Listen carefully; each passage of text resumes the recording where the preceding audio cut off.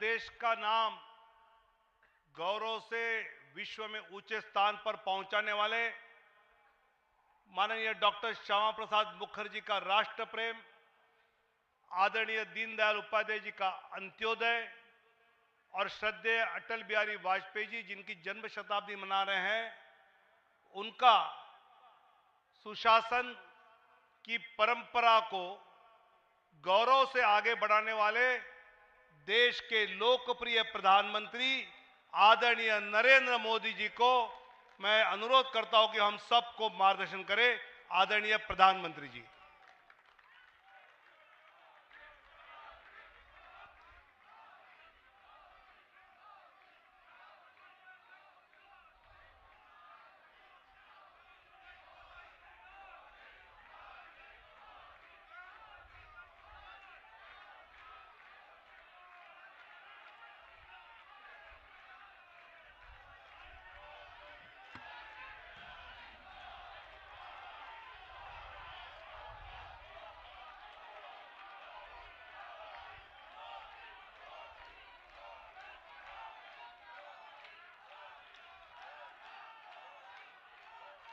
भारत माता की, भारत माता की, भारत माता की। भारतीय जनता पार्टी के नवीन अध्यक्ष माननीय नितिन नबीन जी, हमारे पूर्व अध्यक्ष जेपी नड्डा जी, भाजपा परिवार के अन्य सभी वरिष्ठजन, देश भर से आए कार्यकर्ता साथी, देवी और सज्जनों, सर्वप्रथम माननीय नितिन नबीन जी को दुनिया के सबसे बड़े राजनीतिक दल का अध्यक्ष चुने जाने पर बहुत बहुत बधाई देता हूं, बहुत बहुत शुभकामनाएं देता हूं। बीते कई महीनों से संगठन पर्व यानी कि पार्टी का छोटी सी इकाई से लेकर के राष्ट्रीय अध्यक्ष चुनने की एक व्यापक प्रक्रिया 100% लोकतंत्र तरीके से भारतीय जनता पार्टी के संविधान के स्पिरिट को और उसमें बताई गई हर बात को ध्यान में रख करके लगातार चल रही थी। आज उसका विधि पूर्वक समापन हुआ है। संगठन पर्व का ये विशाल आयोजन भारतीय जनता पार्टी की लोकतांत्रिक आस्था, संगठनात्मक अनुशासन और कार्यकर्ता केंद्रित सोच का प्रतीक है। मैं देश भर के कार्यकर्ताओं का इस प्रक्रिया को सफल बनाने के लिए बहुत बहुत अभिनंदन करता हूं। साथियों, बीते 1-1.5 वर्षों में डॉक्टर श्यामा प्रसाद मुखर्जी की 125वीं जयंती का पर्व, अटल जी की 100वीं जन्म जयंती, राष्ट्रीय स्वयंसेवक संघ के 100 वर्ष, ऐसे महापर्व हम मनाते रहे हैं। ये वो प्रेरणाएं हैं जो देश के लिए जीने के हमारे संकल्प को और मजबूत करती है। हमारा नेतृत्व परंपरा से चलता है, अनुभव से समृद्ध होता है और जनसेवा, राष्ट्र सेवा के भाव से संगठन को आगे बढ़ाता है। साथियों, अटल जी, आडवाणी जी और मुरली मनोहर जोशी जी के नेतृत्व में बीजेपी ने शून्य से लेकर शिखर तक का सफर देखा है। इस सदी में वेंकैया नायडू जी और नितिन गडकरी जी सहित हमारे कई वरिष्ठ साथियों ने संगठन को विस्तार दिया है। राजनाथ जी के नेतृत्व में पहली बार बीजेपी ने अपने दम पर पूर्ण बहुमत हासिल किया। फिर अमित भाई के नेतृत्व में देश के अनेक राज्यों में भाजपा की सरकारें बनी। लगातार दूसरी बार केंद्र में बीजेपी की सरकार बनी। फिर जेपी नड्डा जी के नेतृत्व में भाजपा पंचायत से लेकर पार्लियामेंट तक और सशक्त हुई। केंद्र में लगातार तीसरी बार भाजपा एनडीए की सरकार बनी। मैं पूर्व के सभी अध्यक्षों का उनके अमूल्य योगदान के लिए देश के कोटि कोटि कार्यकर्ताओं की तरफ से और मेरी तरफ से बहुत बहुत अभिनंदन करता हूं। साथियों, आप जानते हैं आज भाजपा का जितना फोकस संगठन के विस्तार पर है, उतनी ही बड़ी प्राथमिकता कार्यकर्ता के निर्माण की भी है। भाजपा एक ऐसी पार्टी है जहां लोगों को लगता होगा कि नरेंद्र मोदी देश के प्रधानमंत्री है, तीसरी बार प्रधानमंत्री बने, 50 साल की छोटी आयु में मुख्यमंत्री बन गए, 25 साल से लगातार हेड ऑफ द गवर्नमेंट रहे हैं। ये सब अपनी जगह पे हैं, लेकिन इन सबसे भी बड़ी चीज मेरे जीवन में है, मैं भारतीय जनता पार्टी का कार्यकर्ता हूं। ये सबसे बड़ा गर्व है। और जब बात पार्टी के विषयों को आती है, तब माननीय नितिन नवीन जी, मैं एक कार्यकर्ता हूं, वे मेरे बॉस हैं।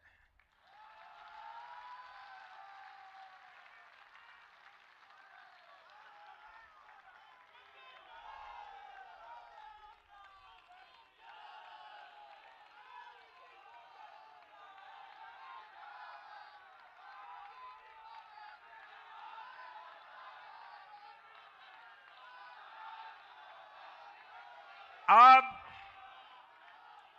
माननीय नितिन नवीन जी हम सभी के अध्यक्ष हैं।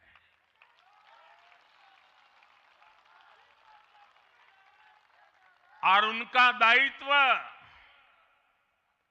सिर्फ भाजपा को भी संभालना इतना नहीं है, एनडीए के सब साथियों के बीच भी उन्होंने तालमेल का बहुत बड़ा दायित्व भी देखना होता है। साथियों, माननीय नितिन जी के संपर्क में जो भी आया है वो उनकी सरलता और सहजता की चर्चा जरूर करता है। बीजेपी युवा मोर्चा का दायित्व हो,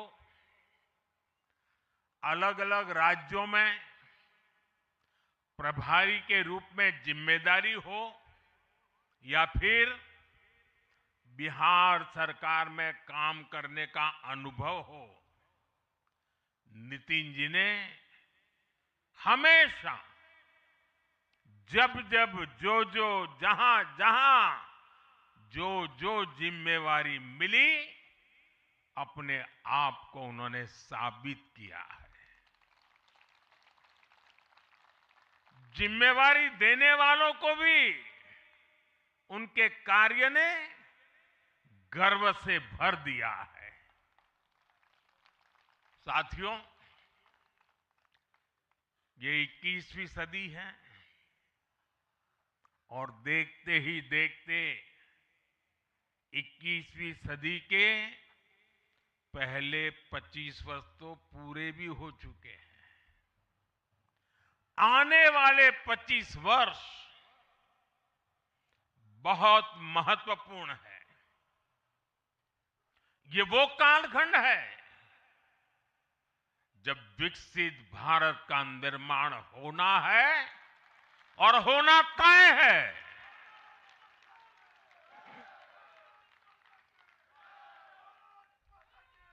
इस महत्वपूर्ण कालखंड की शुरुआत में हमारे माननीय नितिन नवीन जी बीजेपी की विरासत को आगे बढ़ाएंगे। मैं आजकल के युवाओं की भाषा में कहूं तो नितिन जी खुद भी एक प्रकार से मिलेनियल है। वो उस जनरेशन से हैं जिसने भारत में बड़े आर्थिक, सामाजिक और टेक्नोलॉजिकल परिवर्तन होते देखे हैं। वो उस जनरेशन से हैं जिसने बचपन में रेडियो से सूचनाएं पाई और आज एआई के भी एक्टिव यूजर है। नितिन जी के पास युवा ऊर्जा भी है और संगठन में कार्य का लंबा अनुभव भी है। ये हमारे दल के हर कार्यकर्ता के लिए बहुत उपयोगी होगा। साथियों, इस वर्ष जनसंघ की स्थापना को 75 वर्ष हो रहे हैं और मैं आज इन 75 वर्ष लगातार लक्षावधि कार्यकर्ताओं ने, अनेक परिवारों ने, अनेक पीढ़ियों ने जो त्याग, तपस्या और बलिदान दिए हैं, मैं उनको आदरपूर्वक नमन करता हूं। जनसंघ रूपी वटवृक्ष से ही भाजपा का जन्म हुआ और भाजपा दुनिया के सबसे बड़ा राजनीतिक दल बन चुकी है। और ये सिर्फ भाजपा के कार्यकर्ताओं के लिए गौरव का विषय है इतना नहीं है। देश के राजनीतिक समीक्षकों को दुनिया को ये बात बतानी चाहिए कि भारत एक ऐसा देश है जिसकी रगों में इसकी मजबूती से लोकतंत्र चल रहा है, कि जहां दुनिया की सबसे बड़ी पॉलिटिकल पार्टी है। साथियों, बीजेपी एक संस्कार है। बीजेपी एक परिवार है। हमारे यहां मेंबरशिप से भी ज्यादा रिलेशनशिप होती है। बीजेपी एक ऐसी परंपरा है जो पद से नहीं, प्रक्रिया से चलती है। हमारे यहां पदभार एक व्यवस्था है और कार्यभार ये जीवन भर की जिम्मेदारी है। हमारे यहां अध्यक्ष बदलते हैं, लेकिन आदर्श नहीं बदलते। नेतृत्व बदलता है, लेकिन दिशा नहीं बदलती। साथियों, भाजपा का स्वरूप नेशनल है। भाजपा का स्पिरिट नेशनल है, क्योंकि हमारा जुड़ाव लोकल है। हमारी जड़ें जमीन के नीचे गहरी है। इसलिए भाजपा रीजनल एस्पिरेशन को प्लेटफॉर्म देती है, उन्हें नेशनल एम्बिशंस का आधार बनाती है। और इसलिए आज देश के कोने कोने के लोग भाजपा के साथ हैं, भाजपा के साथ जुड़ रहे हैं। और इतना ही नहीं, जो भी अपनी राजनीति का प्रारंभ करना चाहता है, उसको भी भाजपा का प्रवेश द्वार सबसे उत्तम, सबसे सुरक्षित लगता है।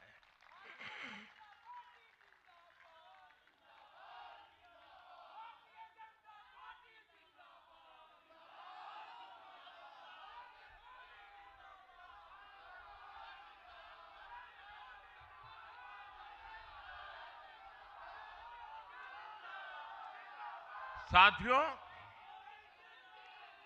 जनता जनार्दन की सेवा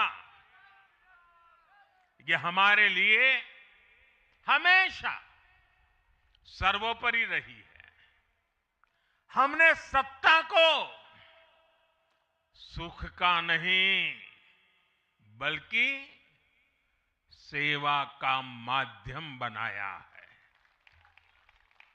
इसलिए भाजपा पर जनता का विश्वास निरंतर मजबूत होता गया है।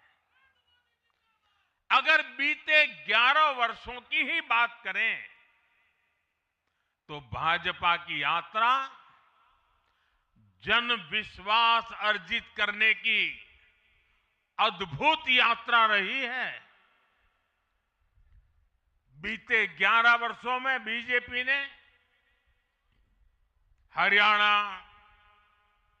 असम, त्रिपुरा और ओडिशा में पहली बार अपने सामर्थ्य से सरकार बनाई।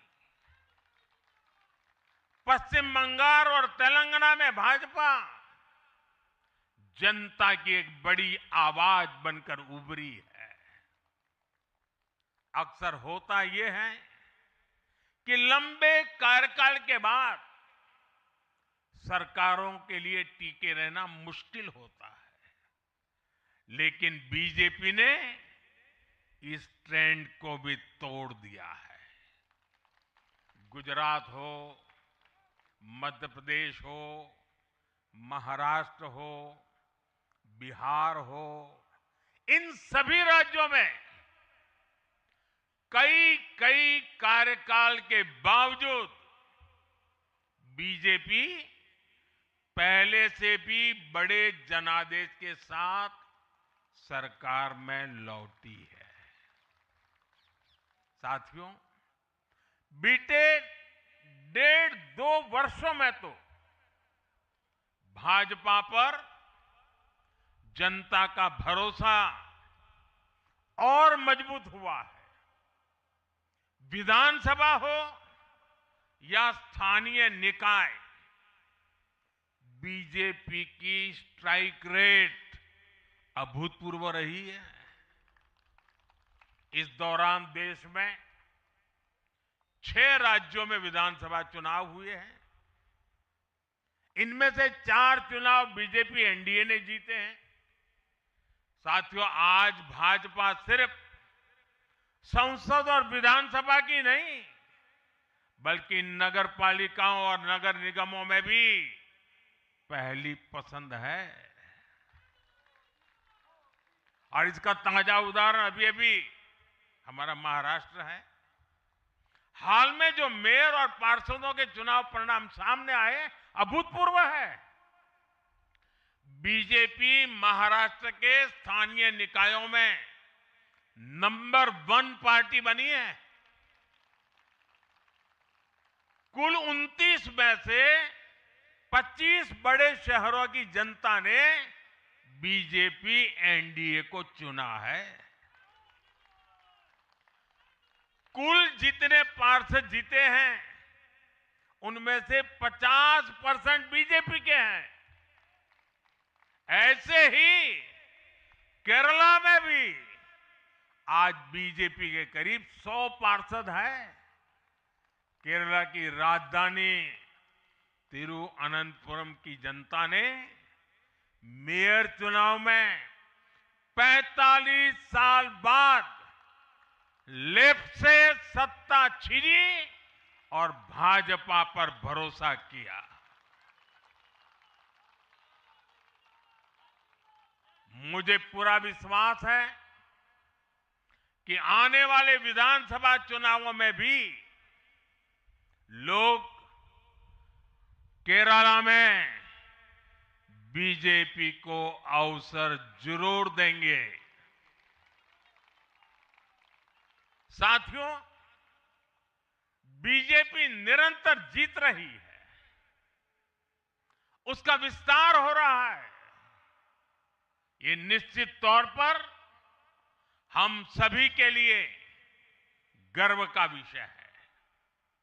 लेकिन हम ये सभी के लिए बहुत बड़े दायित्व का बोध भी है, और दायित्व बोध का समय भी है।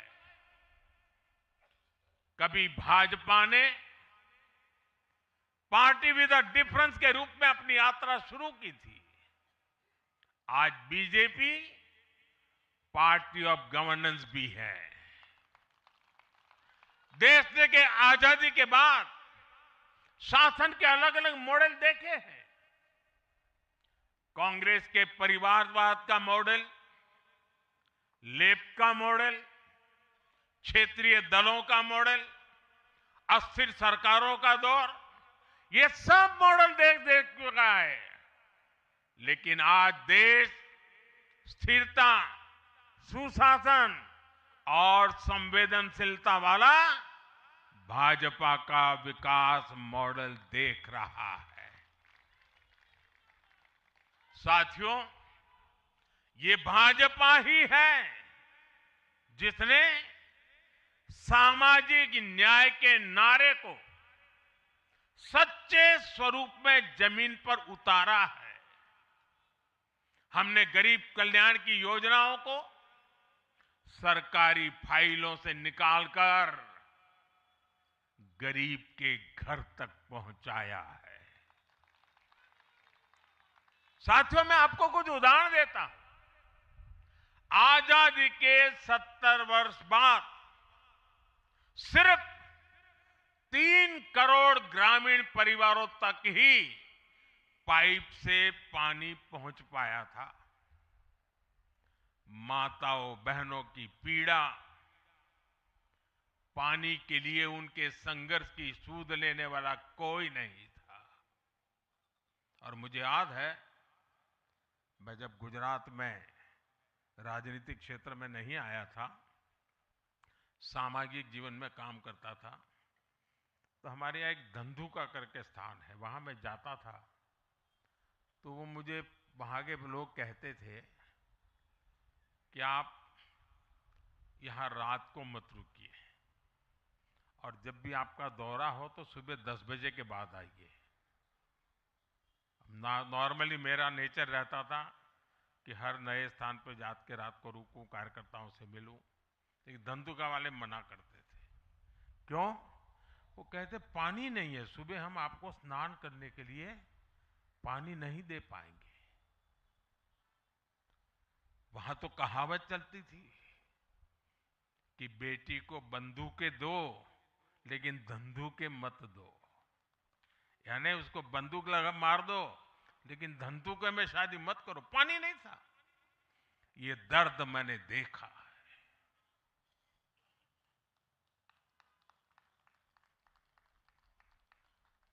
मैं धरती की सच्चाई से जुड़ा था। माताओं बहनों की पीड़ा अपनी आंखों के सामने देखी थी, और तब हम जल जीवन मिशन लेकर आए, और सिर्फ 5-6 साल में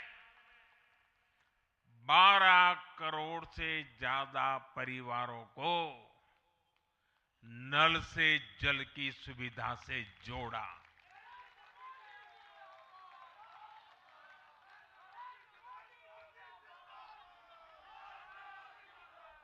साथियों, ये हमारी सरकार है जिसने धुएं से बीमार होती बहनों की पीड़ा समझी, वरना पहले तो एलपीजी गैस को भी अमीरों का ही सौभाग्य मान लिया गया था।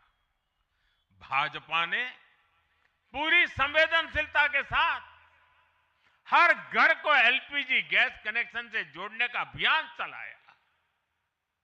वर्ष 2014 तक जहां सिर्फ 14 करोड़ एलपीजी कनेक्शन थे, आज देश में 33 करोड़ से अधिक गैस कनेक्शन है।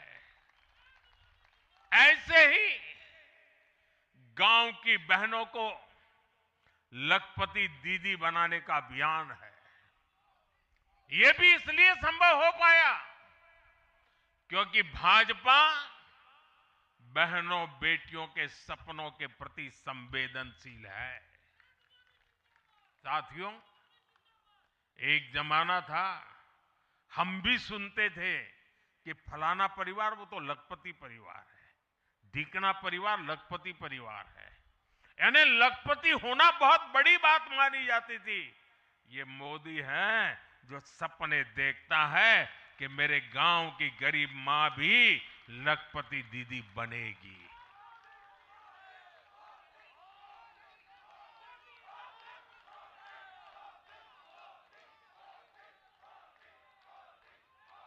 साथियों, दशकों तक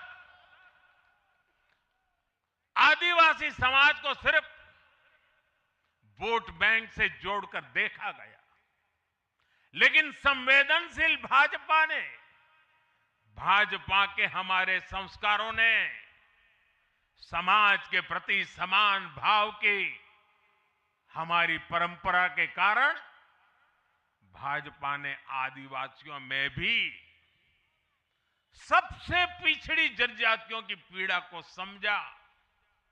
उनके विकास के लिए पीएम जनमन योजना बनाई, और पीएम जनमन योजना के लाभार्थी इतने बिखरे हुए हैं और एक दो दूर दूर जंगलों में पड़े हैं। उनसे एक म्युनिसिपैलिटी की सीट भी जीती नहीं जा सकती है। वोट के हिसाब से कोई उनकी तरफ देखेगा नहीं, लेकिन जब वोट से ऊपर उठ करके संवेदनाएं होती हैं, समाज का कल्याण हमारे संस्कार होते हैं, तो पीएम जनमन योजना जन्म लेती है।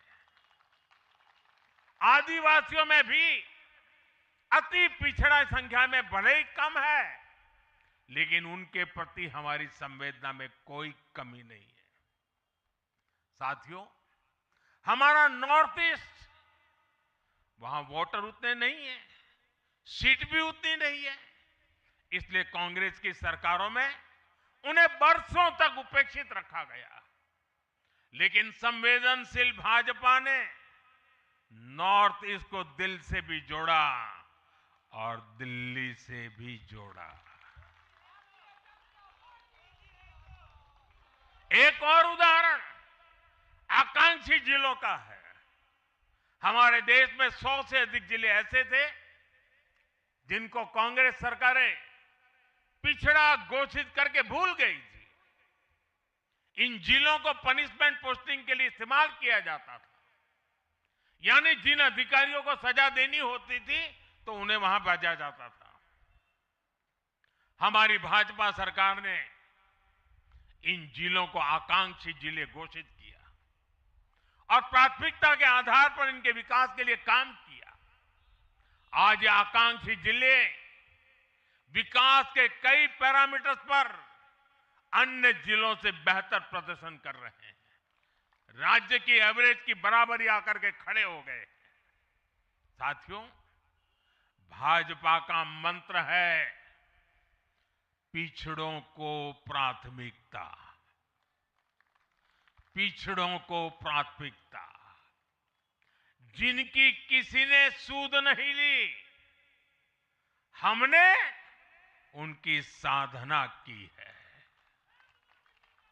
जिनको किसी ने पूछा नहीं, मोदी ने उन्हें पूजा है। हमारी कार्य संस्कृति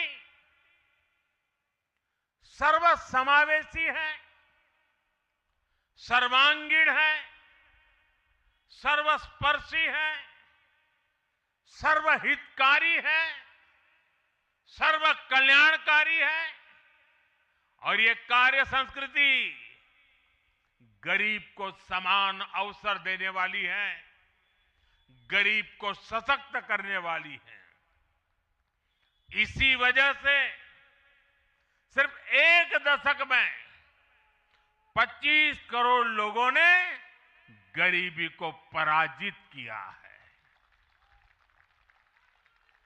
और ये 25 करोड़ लोग कौन हैं? इनमें सबसे अधिक दलित, पिछड़े और आदिवासी परिवार है। साथियों, बीते वर्षों में जन विश्वास की जो पूंजी हमने अर्जित की है, उस भरोसे को कायम रखना बहुत बड़ी जरूरत है। देश की जनता 2047 तक विकसित भारत बनाने के लिए संकल्पित है। इसलिए बीते 11 वर्षों में रिफॉर्म्स की जो यात्रा हमने शुरू की है, वो अब रिफॉर्म एक्सप्रेस बन चुकी है।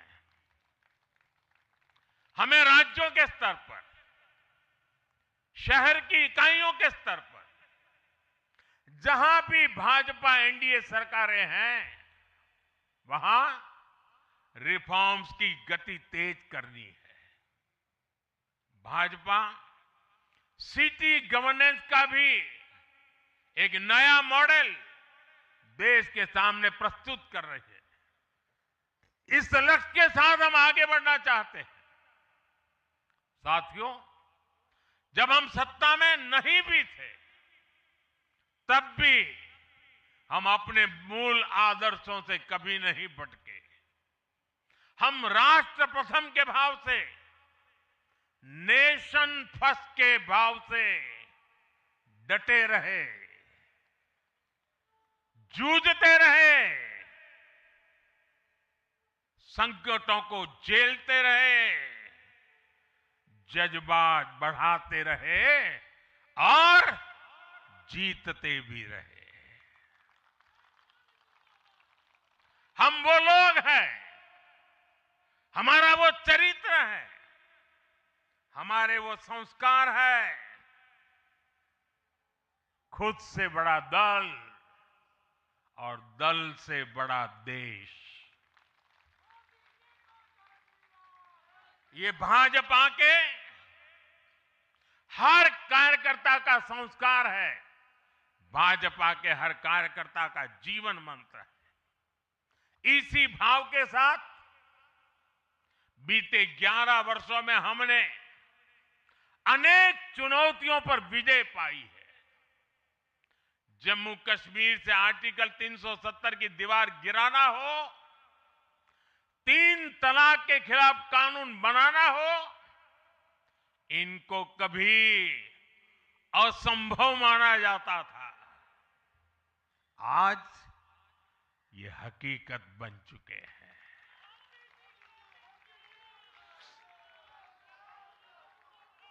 आज देश में माओवादी आतंक भी अपनी अंतिम सांसें गिन रहा है। साथियों, आगे भी हमें हर चुनौती का पूरे सामर्थ्य से सामना करना है। आज देश के सामने एक बहुत बड़ी चुनौती घुसपैठियों की है, आबादी के असंतुलन की है। दुनिया के धनवान देश, समर्थ देश, वे भी अपने देश में जो घुसपैठिए हैं उनकी जांच पड़ताल कर रहे हैं और उनको पकड़ पकड़ करके निकाल रहे हैं। और दुनिया उनको पूछती नहीं है कि तुम घुसपैठियों को क्यों निकाल रहे हो। तुम तो लोकतंत्र का झंडा लेकर के घूम रहे थे, तुम तो पूरे दुनिया के नवाब बन के बैठे थे, क्यों निकाल रहे हो। दुनिया में कोई अपने देश में घुसपैठियों को स्वीकार नहीं करता। भारत भी घुसपैठियों को अपने गरीबों, हमारे नौजवानों के हक कभी भी लूटने नहीं दे सकता। घुसपैठिए देश की सुरक्षा के लिए बहुत बड़ा खतरा है। उनकी पहचान करके उन्हें वापस उनके देश भेजना बहुत आवश्यक है। इसके अलावा ऐसे राजनीतिक दल जो वोट बैंक की राजनीति में घुसपैठियों को बचा रहे हैं या उन्हें कवर दे रहे हैं, उन्हें हमें पूरी शक्ति से जनता के सामने बेनकाब करना ही होगा, उनको एक्सपोज करना ही होगा। साथियों, एक और बड़ी चुनौती अर्बन नक्सल की भी है।